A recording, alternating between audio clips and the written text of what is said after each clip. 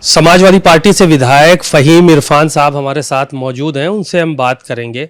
Sir, Sanjay Nishad का कल बयान आया, बड़ा चौंकाने वाला बयान था। उन्होंने कहा कि अगर हम लोगों से दिल नहीं भर रहा है तो भारतीय जनता पार्टी हम लोगों से गठबंधन तोड़ दे। हालांकि दूसरी लाइन में उन्होंने योगी की तारीफ भी की। नहीं, आप ये देखिए जिस तरीके से वो लगातार अपने समाज को बेवकूफ़ बना रहे हैं। और अब क्योंकि केंद्र में भी सरकार है और राज्य में भी सरकार है, तो ना तो उन्हें आरक्षण दिला पाए आज तक, और जो वादे कर कर वो लड़कर आए हैं उन वादों को आज तक अपने समाज को वो नहीं दिला पाए। वो वादे तभी पूरे होंगे जब राष्ट्रीय अध्यक्ष अखिलेश यादव साहब उत्तर प्रदेश के मुख्यमंत्री बनेंगे। जो ये गठबंधन की बात उन्होंने की है, तो ये आखिर इसके पीछे क्या वजह मानते हैं? नहीं, ये तो उनका खुद का विवेक है। जब उनका समाज उनसे ये पूछ रहा है कि केंद्र में भी आप हैं, राज्य में भी आप हैं, मिनिस्टर भी आप हैं, फिर क्यों हमें पूरा हक नहीं मिल पा रहा, तो समाज उनसे सवाल कर रहा है, तो इसलिए वो समाज के सवाल के जवाब नहीं दे पा रहे हैं।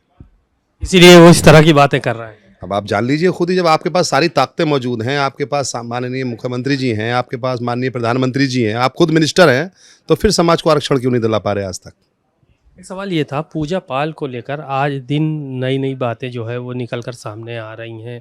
पूजा पाल खुद भी बड़े गंभीर गंभीर आरोप लगा रही हैं आप लोगों के ऊपर, और ये कहा जा रहा है, यहाँ तक कह दिया गया है कि हत्या करवा सकते हैं आप लोग, समाजवादी पार्टी के लोग। चिट्ठी लिखनी पड़ रही है प्रदेश अध्यक्ष के आपको, ये प्रदेश अध्यक्ष को, अमित शाह जी को, कि इसकी जांच कराई जाए।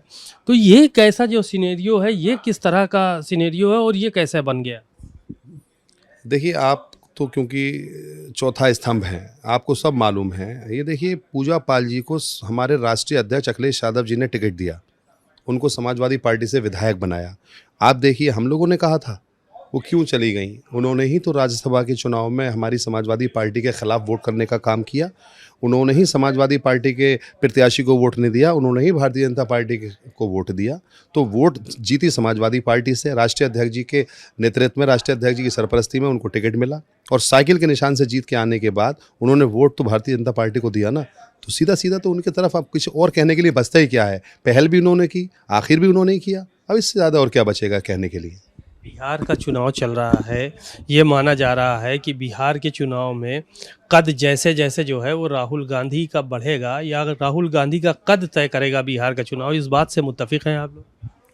देखिए, इंडिया गठबंधन में देखा होगा आपने, राष्ट्रीय अध्यक्ष जी ने अभी जो एहतजाज हुआ था, देखा होगा इंडिया गठबंधन पूरी तरीके से साथ में एकजुट खड़ा है। राष्ट्रीय अध्यक्ष जी ने हमेशा हर बार यही कहा है कि हम इंडिया गठबंधन के साथ थे, हैं और रहेंगे, और हमारा ये गठबंधन मजबूती से चल रहा है।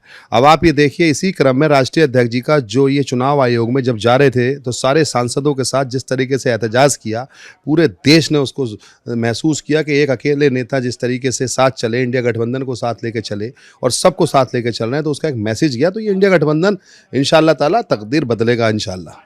बिहार की तकदीर इंडिया गठबंधन में। इंशाअल्लाह सब लोग मिलके एक साथ, क्योंकि राष्ट्रीय अध्यक्ष अखिलेश यादव जी का भी दौरा प्रस्तावित है, वो भी जाएंगे, और हम उम्मीद करते हैं कि ये इंशाअल्लाह ताला पूरी एक बंद मुट्ठी, अल्लाह ने चाहा, कामयाबी की तरफ जाएगी। इंडिया गठबंधन की आप बात कर रहे हैं, कांग्रेस के नेता कुछ कह रहे हैं कि इज्जत के साथ गठबंधन में रहेंगे 2027 में। आप लोग इज्जत नहीं दे रहे थे उनको?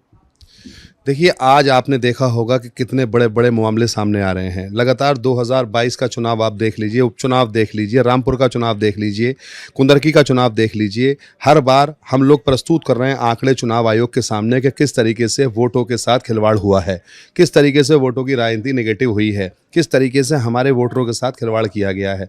तो हम लोग लगातार इस मुद्दे को उठाने का काम कर रहे हैं। और रही बात इस तरीके की, तो बड़े नेता हैं, क्योंकि राहुल गांधी जी और माननीय राष्ट्रीय अध्यक्ष जी, और दोनों लोग जो है इन चीज़ों को तय कर चुके हैं, आपस में एक साथ आगे बढ़ रहे हैं, इस लड़ाई को लड़ रहे हैं। और ये वोटों का जो मामला चल रहा है, इस पर पूरी तरीके से पूरा इंडिया गठबंधन एक साथ एकजुटता के साथ इस लड़ाई को लड़ रहा है, और इंशाअल्लाह ताला आगे भी ये लड़ाई लड़ी जाएगी। शुक्रिया बहुत बहुत। फ़हीम इरफान साहब को सुना आप लोगों ने, बिलारी से विधायक हैं, और साफ तौर पर इनका ये कहना है कि इंडिया गठबंधन जिस तरह से लड़ाई लड़ रहा है, बिहार में भी लड़ेगा और आने वाले समय में भी आगे लड़ता रहेगा। कैमरामैन अरविंद के साथ सीमा अब नकवी, भारत समाचार, लखनऊ।